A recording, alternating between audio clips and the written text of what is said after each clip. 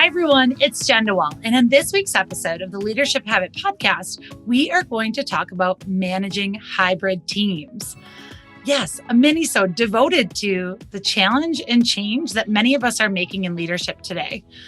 Why does this matter? What's going on right now? We know as a result of COVID, many of us have shifted to either a fully remote or a hybrid environment.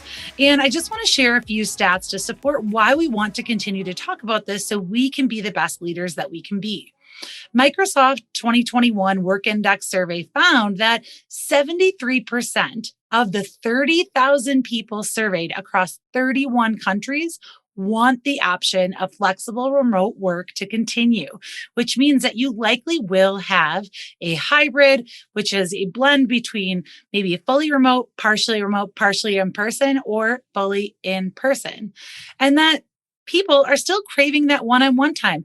As a matter of fact, from Microsoft's survey, they found that 65% of workers crave more in-person time with colleagues, which means that the future workplace will be hybrid. It's going to be that mix of fully remote, fully in person, and blended schedules, which means that today's leaders must rethink their approach to managing successful teams for exceptional results.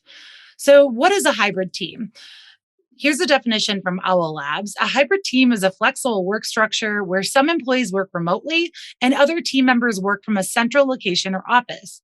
Hybrid team structures allow employees to decide whether they prefer an office environment or working from anywhere remotely.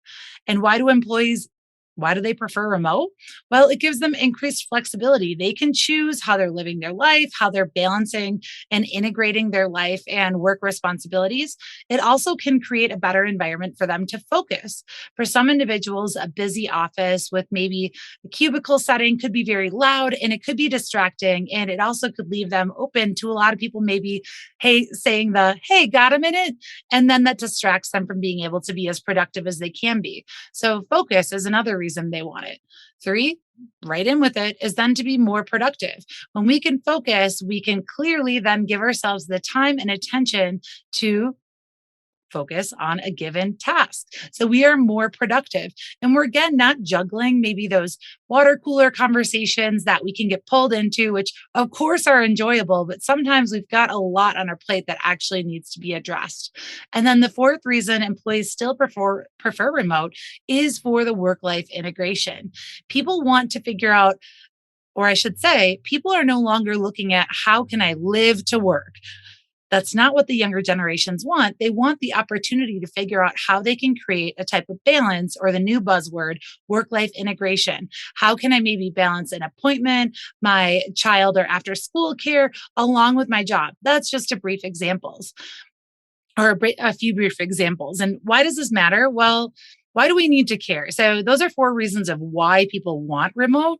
But here's the thing. You want to be really cautious before encouraging or demanding all employees return to work, because according to a recent McKinsey study, they found that 30% of employees say that they are likely to switch jobs if they had to return to a fully on-site work, meaning that they do not want to go into the office full time again. So you might want to check in with your top performers and make sure before you make this drastic change to go back all in the office, if you're coming from fully remote, that you're not at risk of losing some of your top talent.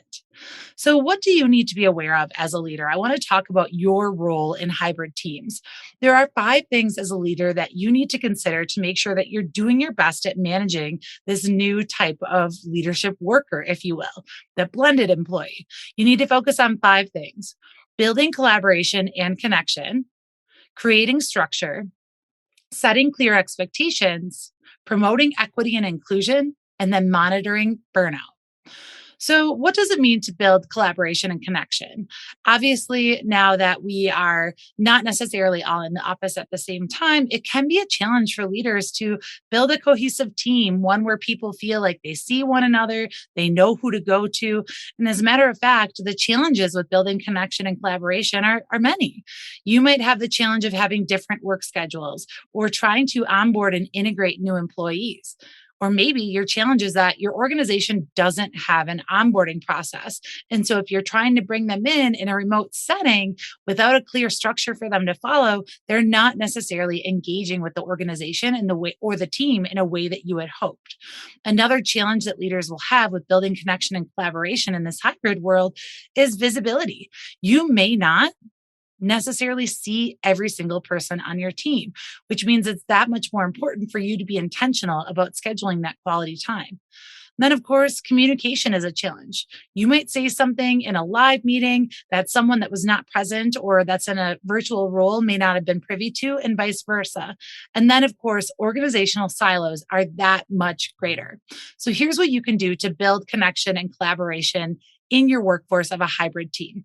Build a team schedule. Make sure that everyone is aware of when people's starting and end team or ending times are, and then also have people update their calendars. This will ensure that people can check in with individuals or they know the best times to get in contact with them.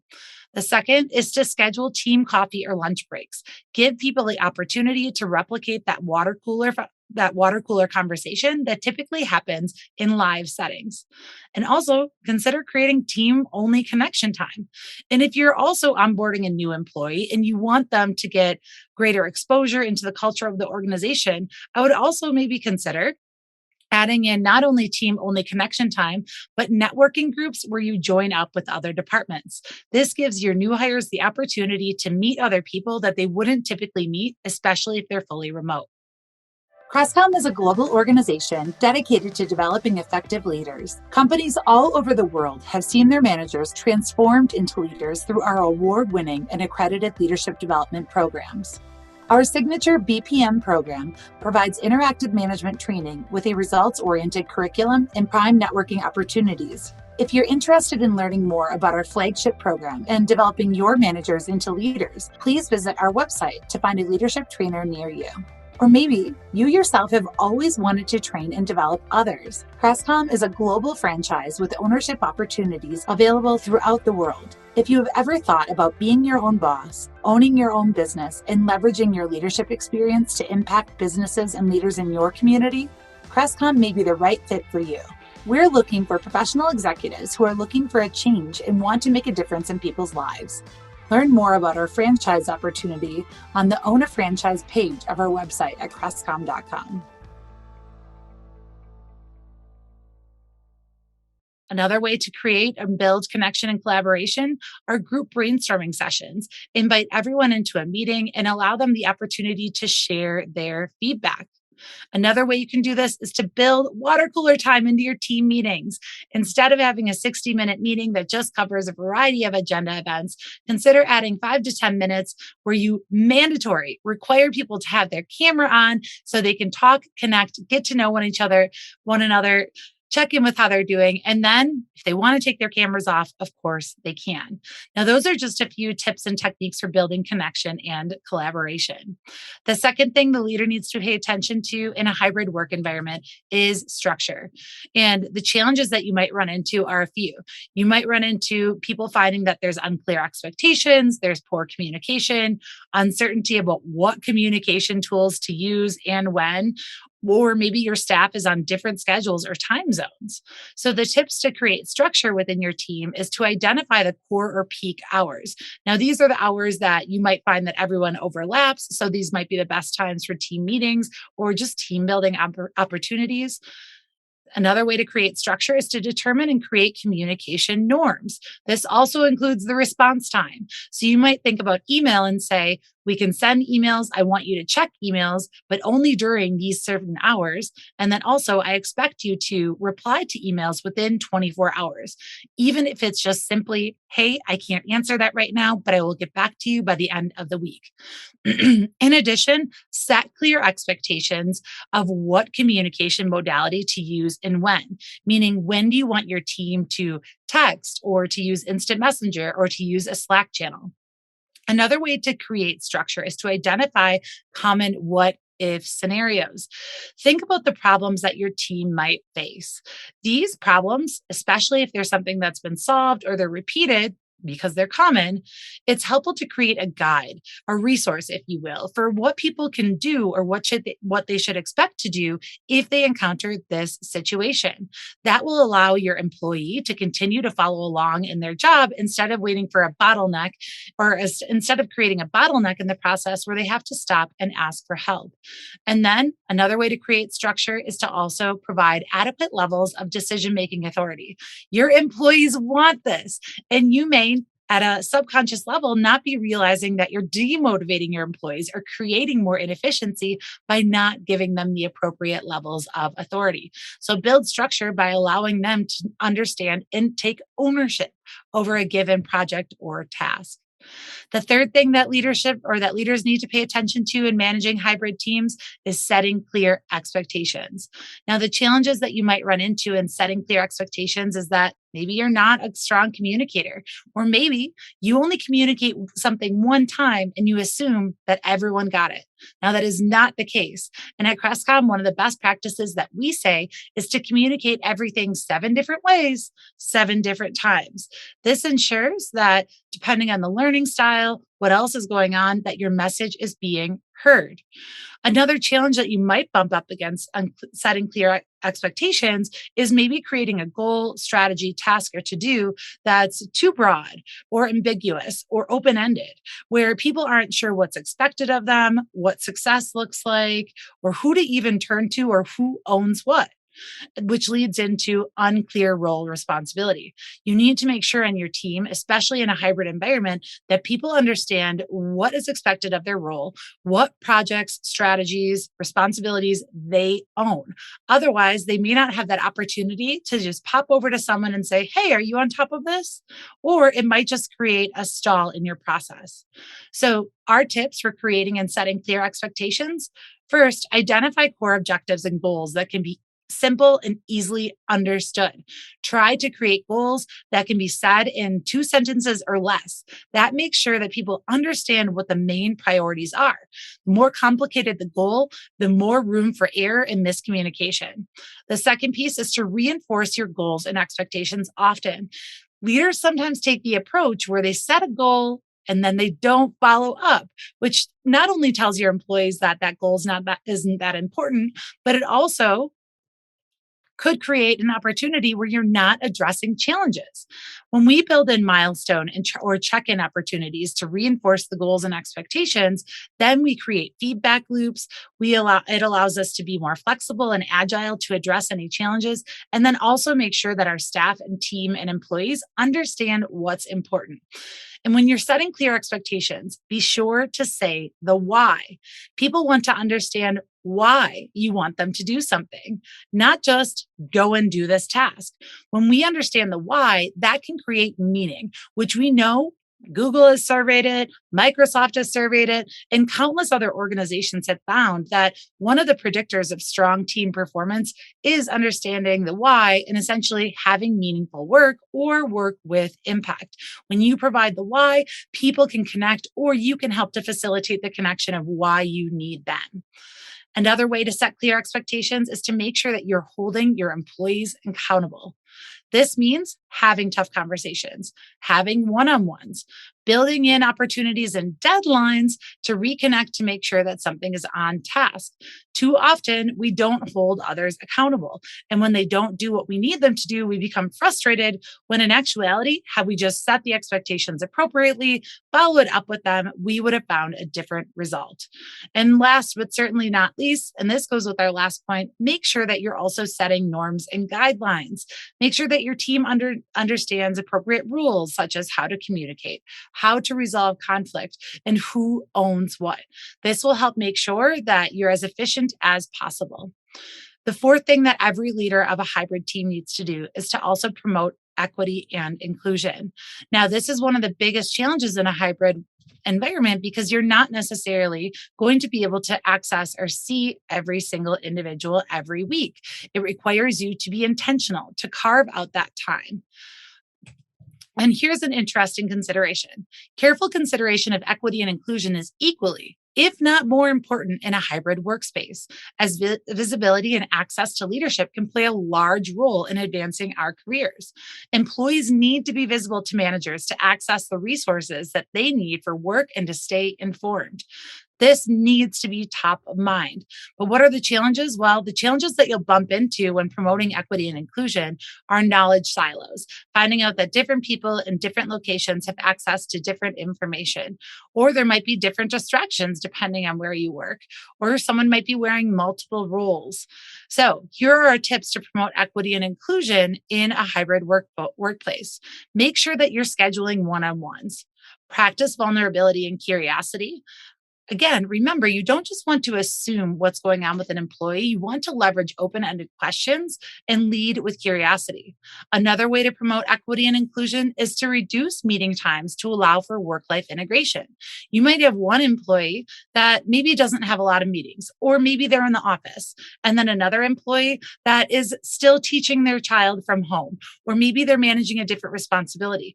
If you want to truly create an inclusive environment, make sure that you're setting your meeting times in a way that everyone can thrive.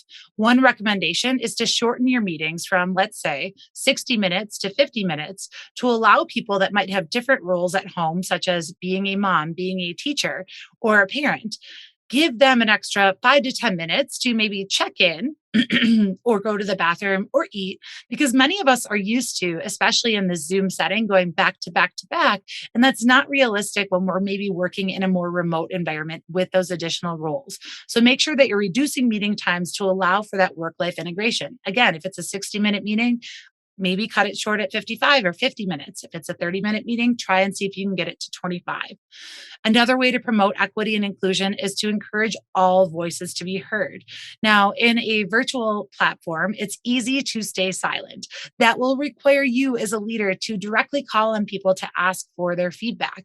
And make sure that if you're starting to also have any important conversations, either in a virtual platform or in a live setting, try to see if you can make it and move it online. This way, you can offer up and invite everyone to attend so they can be privy and they don't miss out on this valuable information. And last but certainly not least, if you want to promote equity and inclusion, be sure to identify mentoring and development opportunities for people to grow and educate your team on personality, cultural, and style differences. This will help us all work better together, especially as we may be communicating over different modalities. Now, the last thing that a leader needs to consider in managing a hybrid team is how you are going to monitor burnout. When we're face to face, it can be really easy to see some of those maybe nonverbal cues that can indicate to us that someone is overly stressed, frustrated, or burnt out. And it can be difficult to identify that in a virtual setting. So, what you need to consider then is, due to your lack of visibility, or maybe you work in a workaholic culture, what are you going to do to monitor burnout? Because it's that much more challenging, especially when we find it more difficult to set boundaries when we're working from home, to actually stay engaged and protect our time. So, here are our tips to monitor burnout. Make sure that you're talking about it. A good leader needs to talk about mental health. It's top of mind, and that should be one of your primary responsibilities and priorities of your team. So, talk about burnout, educate your team on what it is, the signs of burnout, and encourage them to ask for help. Another thing you can do to monitor burnout is embrace flexibility. If an employee is coming to you because they feel burnt out, try to see if there's an opportunity to maybe delegate or shift around deadlines to give them a little bit more breathing room. And encourage your team to build in mental health breaks. These might be breaks that happen throughout the day, 10 minutes in the morning, 10 minutes in the afternoon, 5 minutes here or there. But these are just opportunities for them to unplug, reset, and focus on a different task.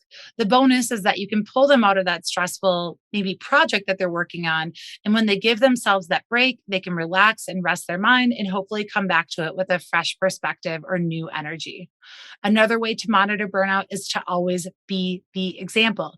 You can't expect your team to not become workaholics if you are the workaholic. You are the one that's setting the example for your team. So if they notice that you're in at 7 a.m. and you don't leave until 7 p.m., and then you check your emails at all hours of the weekends, you are subconsciously setting that expectation that that's what you want them to do as well, which when they jump on that schedule might create burnout. So it's so important for you to be the model, not only in the or how you structure your day, but then also making sure that you're taking your PTO or your vacation time, making sure that you're also taking breaks, and making sure that you're continuing to talk about mental health. And last but certainly not least, make sure that you're encouraging your team to use their vacation times. Allow time for special projects. This gives people the opportunity to switch gears, use a different part of their brain, maybe leverage their passion and focus on something else that can fill them up with joy, new perspective, and curiosity. And then last, encourage time for play. Give people the opportunity to have fun at work. And this is especially important for your younger generations, but I would argue that everyone wants to enjoy work, given that we spend the majority of our time there. Now, those are our tips for what you can do as a hybrid leader to be successful. If you know someone that is a hybrid leader that could benefit from this episode, please share it with them. And of course, if you enjoyed this episode, don't forget to give us a review on your favorite podcast streaming platform.